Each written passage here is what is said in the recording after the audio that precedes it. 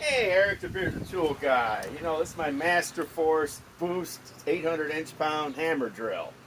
Now, this bit is a Diablo 1 1/4 by 7.5 inch auger bit.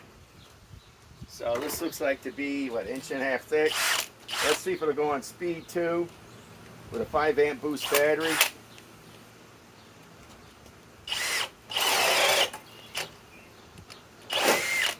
Nope. Let's try it again.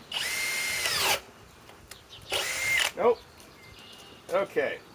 Let's turn it to speed 1.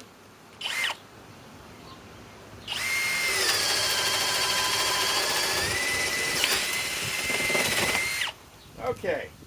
That seemed to have done it. Okay, it says 800 inch pounds. This test here is on medium, you know,